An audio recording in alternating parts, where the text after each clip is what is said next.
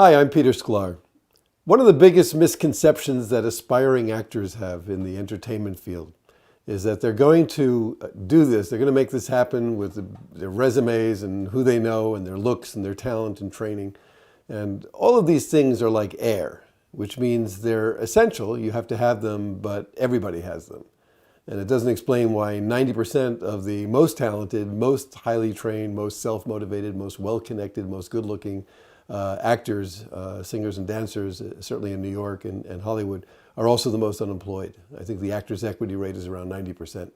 And what I've discovered over many, many years of watching this closely is that there's something else going on which the casting directors respond to much more enthusiastically, and that's the word real.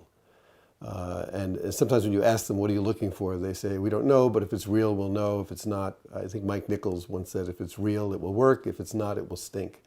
So you have casting directors who paid an awful lot of money not to be wrong. They have to know what a person's like in terms of how those viewers that we, speaking as a producer, spend millions of dollars to get into those seats to watch the show or to sit home and to turn on that channel. And if those viewers, if that audience doesn't root for you and believe you and care for you and like you, nobody cares who you know or how many classes you've had. You're not going to work very long in this business. So the word they use is real. Somebody who's genuine and real and can show who they are has a tremendous advantage over somebody who can't.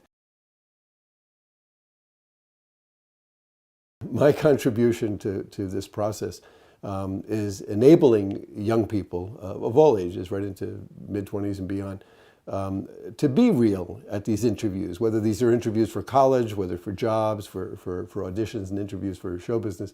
But they can't do that if they don't like what they're showing. It's just like if you have a sweater or a shirt, you have something that you like and you feel good about, you show it to people, you let people see it.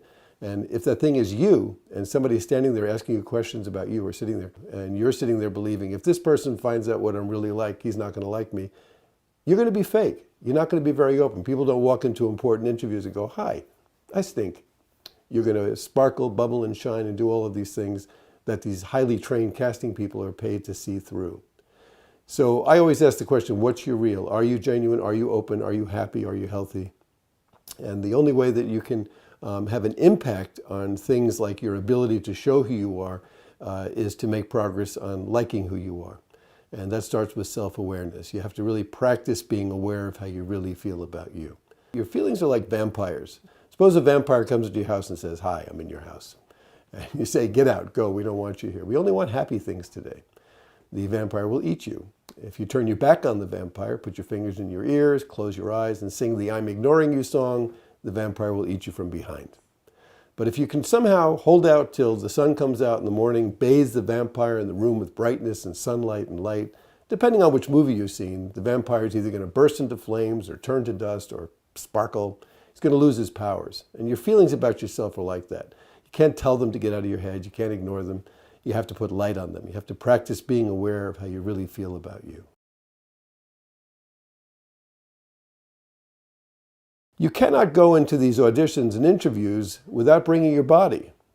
And your body has a direct impact on how you feel physically and mentally. Again, actors don't walk into auditions and go, hi, I feel terrible. But what if they do? They don't say things like, I'm fat, I'm not very pretty, everybody you've seen today is more talented than me, my stomach hurts, I've got no energy, I'm tired.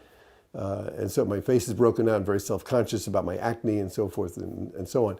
And that's not what people say, but they routinely will walk into auditions and interviews feeling less than optimal. They're tired, they didn't get enough sleep, their blood sugar is either on the floor or they're bouncing off the walls. If you don't get up in the morning after a good night's sleep, have a big healthy protein-rich breakfast, eat lots of green vegetables during the day, drink more water, cut your sugar and caffeine down to very little, wash your hands more often, exercise. If you don't do these things, if you don't take care of this body, if you don't invest in that on a daily basis, you will not have the energy or the appearance to convince enough of us to hire you often enough to work in this industry.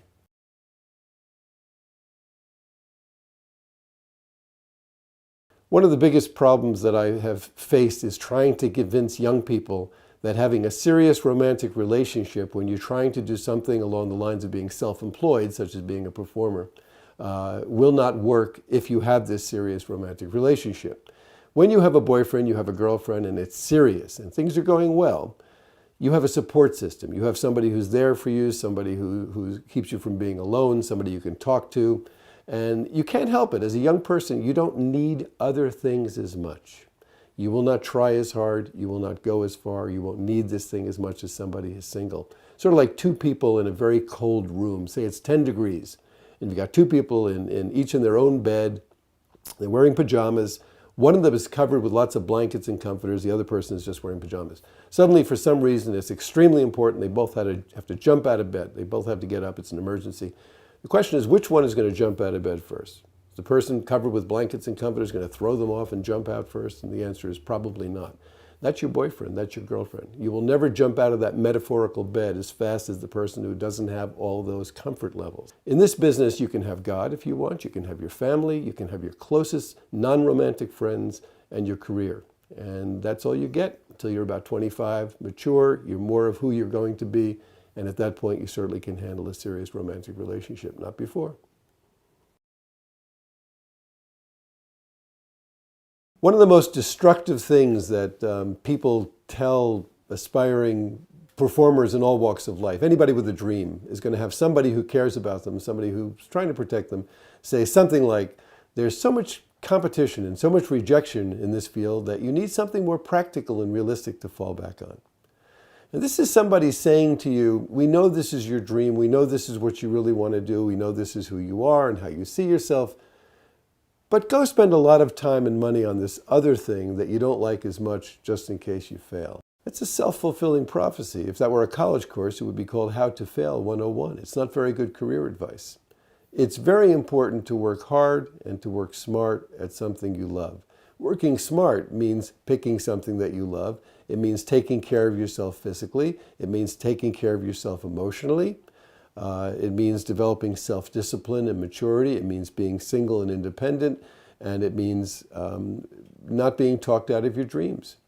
And the people who are doing this, unfortunately, are people who very often are trying to protect you. They love you, they care, they mean well. But you have to politely and respectfully ignore that advice. The problem is working hard and working smart at something you don't love is basing a decision on fear. And whenever you base a decision on fear, you're not going to be your smartest, you're not going to be your best. There are healthy fears and there are unhealthy fears. And healthy fears are things you should acknowledge.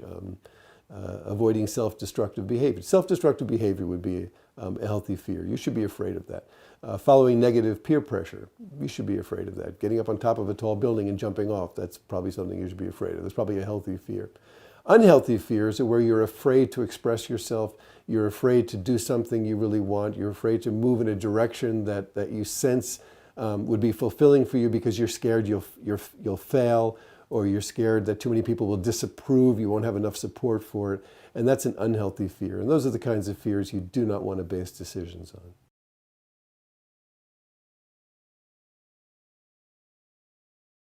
About 32 years ago, I had this idea. As I was beginning, I was fresh out of Harvard, I was beginning to realize that the kids who I instinctively felt were the most marketable kids, the kids who were best looking, kids who had the best training, maybe even the most passion and such, weren't necessarily the most marketable kids. And I developed a workshop called Beginnings. And the purpose of Beginnings is I didn't want the workshop to be less than the best. I wanted to make sure I had people who were not necessarily instructors. In fact, most of my teachers after 32 years are still not instructors. These are people who are doing this for a living. We have 3 programs. We have a program in New York which focuses on acting, voice, and dance, and most of our teachers are Broadway professionals, casting directors, writers, choreographers. And at the end of the program, we book a major off-Broadway theater, and these kids earn themselves an off-Broadway theater credit, and we format a resume for them which will show that. We have a program in Hollywood where we work with some on-set film and TV coaches and some film directors, and they tour some of the movie studios and the television studios. And we also run a workshop in London and Stratford where our kids work directly with the Royal Shakespeare Company and study with British writers and directors. And one of the, I think, to me, one of the most exciting dynamics of all of this is that whatever the population of our students that is thinking in their hearts, whatever their age is, 10, 12, 14, 16, that this might be something they want to do for their living professionally, they know at the end of the week whether or not this is really what's meant to be. They're exposed to the lifestyle, they're exposed to the kind of the breakfast they have to eat in the morning, the kinds of people they have to interact with.